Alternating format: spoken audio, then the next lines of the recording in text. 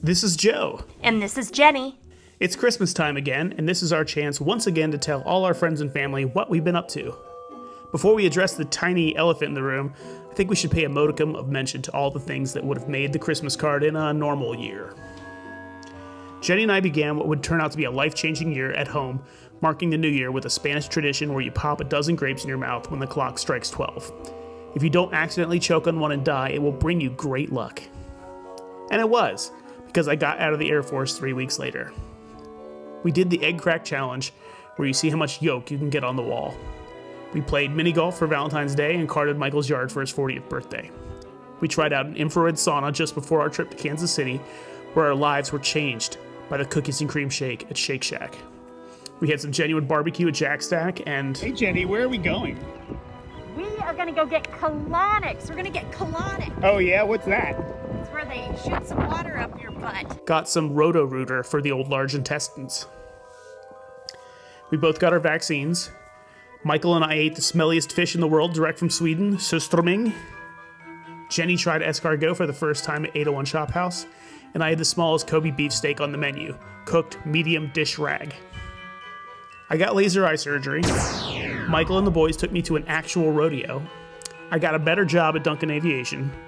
I went to Seattle for work, where I got to see the first Starbucks and go up in the Space Needle. We bought a house. I promptly got COVID and had to quarantine in my new man cave for 10 days. I got out just in time for my birthday, for which Jenny bought me a mini fridge for my man cave / quarantine retreat, and I filled it with every man's dream. Yes, every flavor of LaCroix.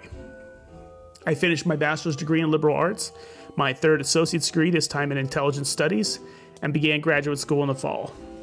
I also took an IQ test that qualified me for membership in Mensa. I did video essays on Theranos, human capital, and Apple sourcing of tin from mines in Indonesia. Finally, I put in new floors and wall paneling in our family room because we were about to become a family. But let's back up. We found out Jenny was pregnant on April 13th, the one-year anniversary of Grandma Irene's passing away. We broke the news to Jenny's mom on Mother's Day and the rest of her family soon after. For my parents, it didn't feel right trying to break the news over Skype, so we labored for months to get them to agree to come to Nebraska for 4th of July, and we finally wore them down. I convinced them it was custom to be given corn when they arrive at the airport in Nebraska.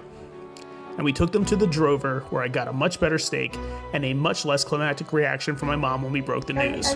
Is it like a four?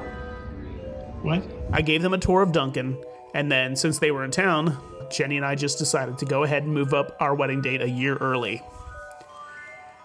And since it was 4th of July and we promised fireworks, we did the gender reveal too, where we served hot dogs and tacos, and pink and blue varieties of everything we could think of. Weeks later, we went to a Catholic engaged encounter, and we were the only ones there who were already married, and the only ones who were pregnant. We had baby showers, a virtual one hosted by my mom, a work one hosted by Jenny's coworkers, a family one hosted by Jenny's aunts, and I even got one from my coworkers. And Jenny had a cute costume for Halloween. The time went by pretty quick now that it's all over, and Jenny says she really enjoyed the pregnancy experience. We did all the ultrasound appointments together and got to hear her heartbeat at 18 weeks.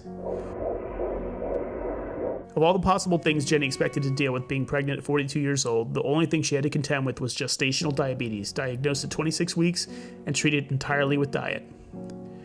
With Jenny's due date approaching, she made an appointment with a photographer for a pregnancy photo shoot, and I think all the hand-holding and eye contact stirred up a bit too much oxytocin, the synthetic version of which, Pitocin, is used to induce pregnancy. So we had just enough time after the shoot to eat lunch at 9 South Char Grill, really great food there, and get home before Jenny's water broke. Then we immediately got in the car and returned the miter saw I'd rented from Home Depot that morning, then drove Jenny to the hospital. Jenny was so zen throughout labor, which lasted from her water breaking until birth, about 7.5 hours, that the nurses were convinced she was a practiced yogi. She had a great attitude throughout. Once she dilated, she gave 15 to 20 pushes, and at 10:50 p.m., November 13th, 2021, Violet Genevieve Kerrigan was born, weighing 5 pounds and 4/10 of an ounce, measuring 18.5 inches long. She was 5 weeks early, so she had to stay in the newborn intensive care unit until her weight was stable. She spent a few days in an isolette, but was on room air within an hour of being born, and after 4 days, she graduated to a regular crib. She did have a feeding tube for several days to make sure she got enough food, but soon her appetite grew, and she made all her feedings on her own. After 10 days in the NICU, just a few days before Thanksgiving, she got to come home. We'd spent those NICU days between feedings getting the house ready for her, and we'd already replaced the carpet and painted most of the house.